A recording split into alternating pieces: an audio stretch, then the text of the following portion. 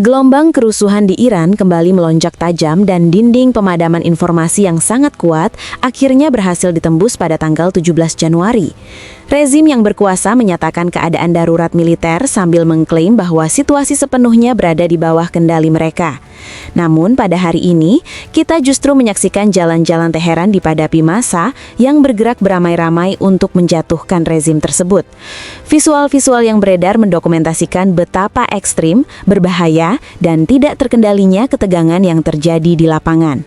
Topik ini jelas akan menimbulkan kontroversi besar, dan saya tidak peduli meskipun YouTube memilih untuk tidak mempromosikannya.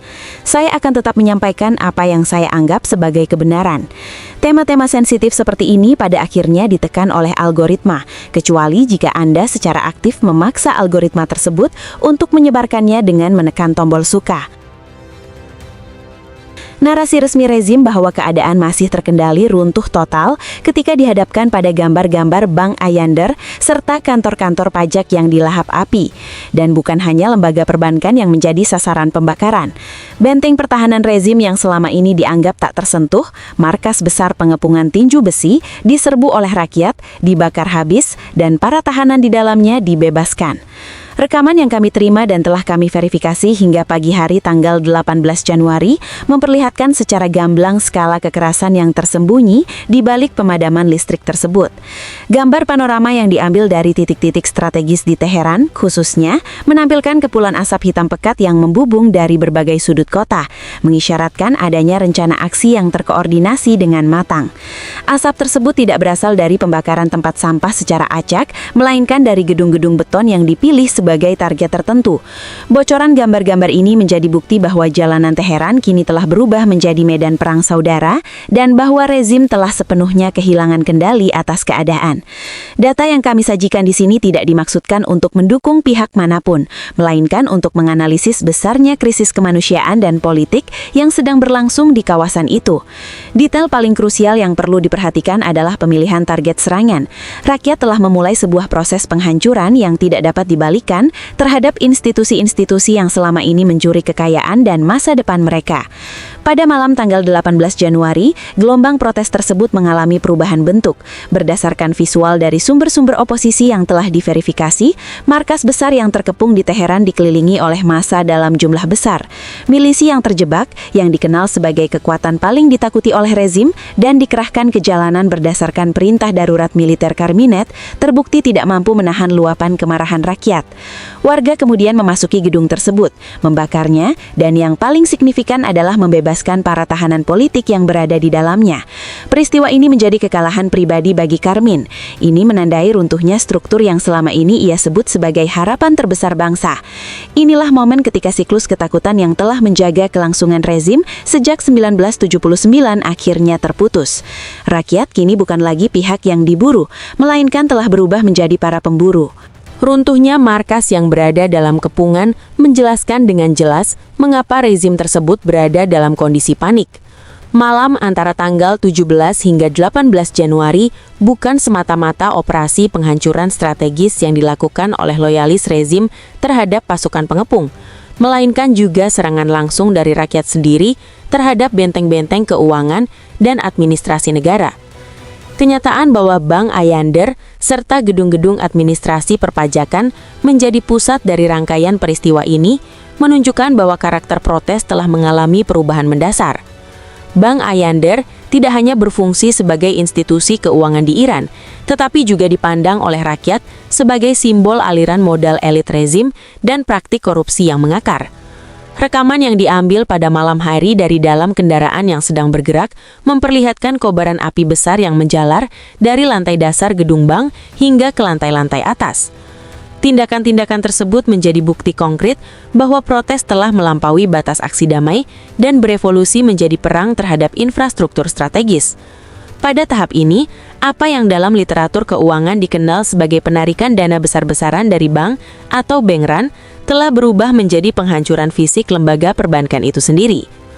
Menyadari bahwa uang dalam sistem telah dicuri atau dihilangkan oleh rezim, masyarakat tampaknya beralih pada upaya menghapus catatan utang dan memori sistem yang ada. Pola yang serupa juga terlihat di gedung-gedung administrasi pajak. Rekaman yang diambil dari ketinggian menunjukkan api yang menyembur keluar dari atap dan jendela gedung, menegaskan bahwa sumber pendapatan negara kini menjadi target langsung. Pembakaran kantor pajak merupakan serangan terhadap fungsi paling fundamental dari otoritas negara, yakni kemampuannya memungut pajak sekaligus legitimasi kekuasaannya. Pada saat yang sama, stasiun radio dan televisi milik negara di Iran juga dibakar. Para pengunjuk rasa dilaporkan memasuki gedung televisi pemerintah di pusat provinsi Isfahan. Gambar-gambar yang beredar memperlihatkan antena satelit serta sejumlah peralatan komunikasi yang dilalap api. Aksi-aksi ini menunjukkan bahwa para demonstran tidak sekadar menentang rezim, tetapi menjalankan strategi pencekikan yang bertujuan melumpuhkan mekanisme operasional negara. Pembakaran kendaraan milik pasukan rezim di kawasan Sardat Abad, serta jalanan yang berubah menjadi lautan api, menandakan bahwa aparat keamanan telah kehilangan kendali di lapangan.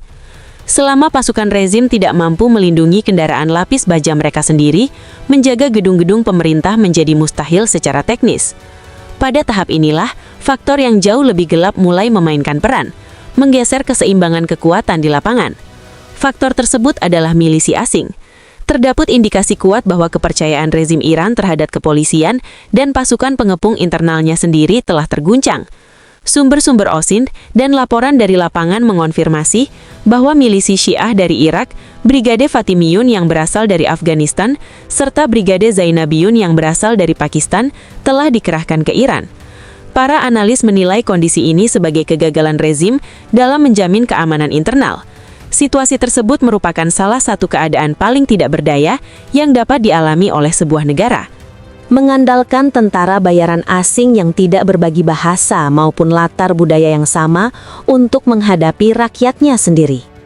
Walaupun rezim mengklaim tengah menumpas pemberontakan, pada kenyataannya mereka justru mengubah negara tersebut menjadi sebuah wilayah pendudukan. Kehadiran unsur-unsur asing ini secara signifikan meningkatkan intensitas bentrokan dan mengubah kemarahan publik menjadi bentuk perlawanan total yang dipadukan dengan dorongan nasionalisme. Dari sudut pandang teknis, langkah rezim yang menerapkan pemadaman informasi, alih-alih memutus aliran intelijen, justru menciptakan ruang kosong yang diisi oleh spekulasi, rumor, dan ketakutan massal. Namun demikian, gambar-gambar yang berhasil bocor keluar justru membuka tabir realitas yang sebenarnya. Penerapan darurat militer, pemutusan akses internet, serta pengerahan milisi asing menjadi indikasi jelas bahwa rezim tersebut telah menghabiskan seluruh instrumen represi konvensional yang dimilikinya. Akan tetapi, setiap bangunan yang terbakar di jalanan Teheran, setiap teriakan slogan perlawanan, dan setiap rekaman visual yang beredar menjadi bukti bahwa instrumen-instrumen tersebut tidak lagi mampu mengendalikan situasi. Rekaman yang diambil pada malam hari secara khusus memperlihatkan momen-momen ketika warga menghadapi aparat kepolisian dengan menggunakan laser, kembang api, serta bahan peledak rakitan yang memaksa pasukan keamanan mundur dan menunjukkan bahwa keunggulan taktis di beberapa wilayah telah berpindah ke tangan para demonstran. Analisis ini tidak dimaksudkan untuk mendorong atau membenarkan kekerasan, melainkan untuk mengkaji perubahan taktik di lapangan dari sudut pandang militer. Ini bukan lagi sekadar persoalan hukum dan ketertiban. Ini adalah sebuah sistem yang telah berhenti berfungsi, baik secara teknis maupun administratif. Keruntuhan taktis di lapangan ini memicu efek domino yang tidak dapat dibendung di seluruh lapisan sosial dan politik Iran.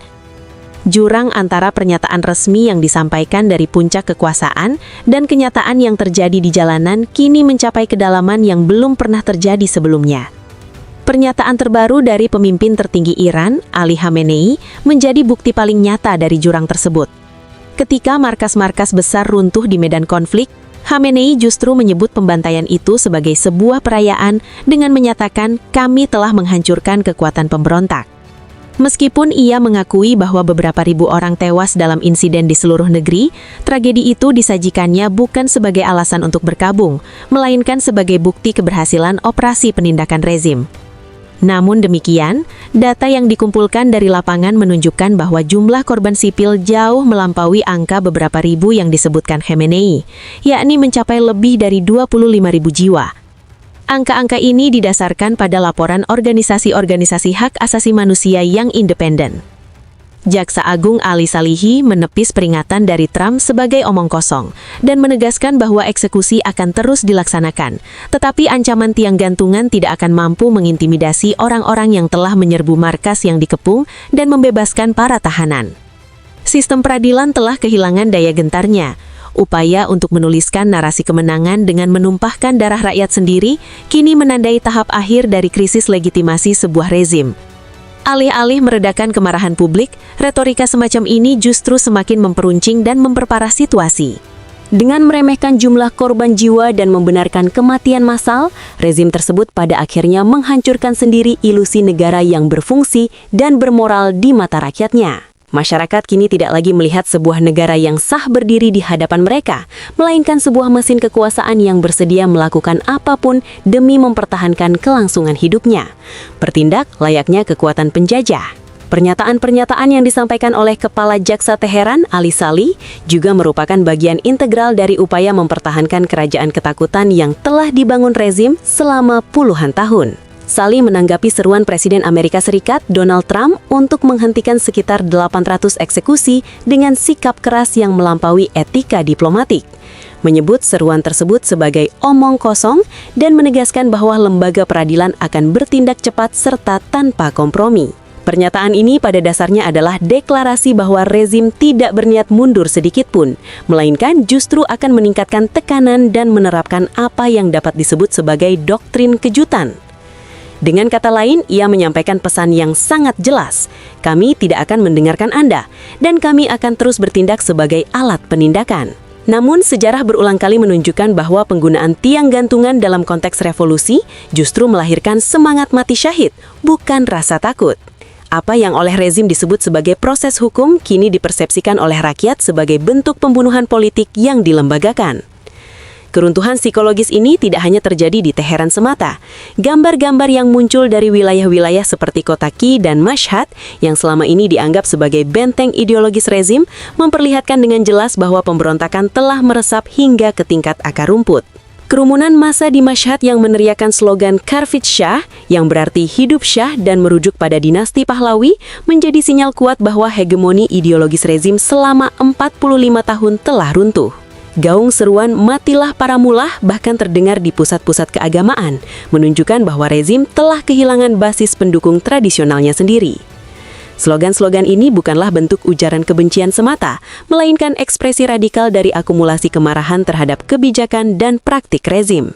Orang-orang memanjat atap rumah mereka pada malam hari, saling berteriak di kota-kota yang tenggelam dalam kegelapan, menanggapi seruan Pangeran Reza Pahlawi.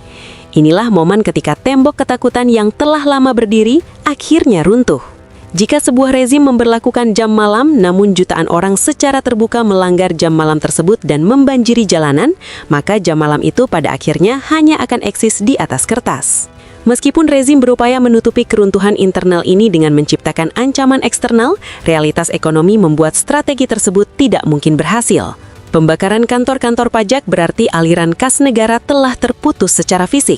Pembakaran bank-bank menunjukkan bahwa kepercayaan publik terhadap sistem keuangan telah jatuh hingga titik nol. Ketika sebuah negara tidak lagi mampu memungut pajak atau menjalankan sistem perbankannya, negara tersebut juga kehilangan kemampuan untuk membayar gaji aparat keamanannya. Kondisi ini menyebabkan runtuhnya rantai loyalitas yang selama ini menjadi sandaran utama rezim. Pemandangan massa berpakaian hitam yang berbaris di jalan-jalan Teheran sambil membawa pesan, "Kami siap untuk kantong mayat," menandakan bahwa rakyat merasa tidak memiliki apapun lagi untuk dipertaruhkan. Bahwa ketakutan akan kematian telah digantikan oleh hasrat yang lebih besar akan kebebasan. Slogan-slogan radikal semacam ini dari sudut pandang sosiologis mengungkapkan tingkat polarisasi dan kemarahan yang sangat berbahaya dalam masyarakat. Dengan kata lain, ini mencerminkan tingkat tekad kolektif yang telah tercapai. Sementara rezim terus berbicara dalam ruang gema internal mereka dengan retorika perayaan dan klaim kemenangan, kenyataan di jalanan justru secara konsisten melemahkan fondasi kekuasaan mereka. Efek domino yang terjadi ini tidak hanya menandai potensi perubahan rezim, tetapi juga kelahiran yang menyakitkan dari sebuah tatanan sosial baru di Iran. Ketika api berkobar di dalam negeri, badai yang jauh lebih besar tampak sedang mengumpulkan kekuatannya di luar perbatasan Iran. Kekacauan yang terjadi di Teheran tidak lagi dapat dipahami semata sebagai krisis internal atau lokal, melainkan telah menciptakan sebuah momen kelemahan strategis yang sangat krusial dan sejak lama dinantikan oleh kekuatan-kekuatan global dalam permainan catur geopolitik Timur Tengah. Amerika Serikat dan Israel dilaporkan telah meningkatkan tingkat kesiapsiagaan mereka ke level tertinggi untuk memanfaatkan momen ketika perlawanan internal di Iran benar-benar melemah menjadi sebuah langkah strategis penentu. Komunikasi intensif antara Washington dan Tel Aviv mengindikasikan adanya koordinasi yang jauh lebih dalam untuk sebuah serangan berskala besar yang melampaui batas konsultasi rutin atau simbolis. Berdasarkan laporan media Israel serta pemberitaan lokal, para pejabat Israel disebut telah berhasil meyakinkan pihak AS untuk menunda serangan terbatas dan presisi terhadap Iran. Penundaan ini bukan didorong oleh keinginan mencari solusi diplomatik, melainkan oleh kebutuhan untuk menyelesaikan pembangunan dan persiapan militer yang diperlukan guna melancarkan serangan akhir yang jauh lebih luas, komprehensif dan menghancurkan, yang bertujuan mengguncang rezim Iran hingga ke fondasinya dengan menargetkan infrastruktur nuklir serta pusat-pusat komando strategisnya. Informasi yang bocor dari lingkaran internal Pentagon semakin menegaskan tingkat keseriusan persiapan tersebut. Para pejabat yang berbicara kepada Washington Post mengungkapkan bahwa pengerahan aset-aset militer Amerika Serikat ke kawasan terus berlangsung tanpa henti dan bahwa Presiden sedang mencari momentum politik dan strategis yang tepat untuk menyetujui rencana serangan besar-besaran terhadap Iran dalam jangka waktu 2 hingga 3 minggu ke depan. Garis waktu ini bukanlah sebuah kebetulan yang terjadi secara acak. Pemberontakan internal yang sedang berlangsung diperkirakan akan secara signifikan melemahkan rezim Iran serta memecah dan membubarkan konsentrasi pasukan keamanannya. Kemunculan kembali kapal induk USS George Washington menjadi sinyal paling jelas bahwa Amerika Serikat tidak hanya mengandalkan kekuatan udara, tetapi juga menyiapkan kapasitas serangan jarak jauh dari laut ke darat. Kehadiran kapal induk ini sebagai pusat komando terapung untuk kemungkinan pengepungan maritim dan operasi udara terhadap wilayah pesisir Iran telah menciptakan atmosfer kepanikan di Teheran. Rezim Iran yang kini terdesak ke sudut paling sempit tampaknya sedang memainkan kartu terakhir dan paling berbahaya demi mempertahankan kelangsungan hidupnya. Kartu tersebut adalah menciptakan kekacauan regional yang lebih luas. Garda Revolusi telah menyatakan secara terbuka bahwa apabila terjadi serangan dari Amerika Serikat, seluruh pangkalan AS di kawasan Timur Tengah serta Israel akan diperlakukan sebagai sasaran yang sah dan akan dihancurkan. Ancaman ini merupakan pola klasik yang sering digunakan rezim, yakni logika jika saya terbakar, maka semua orang akan ikut terbakar. Namun kali ini konteksnya tidak lagi sama.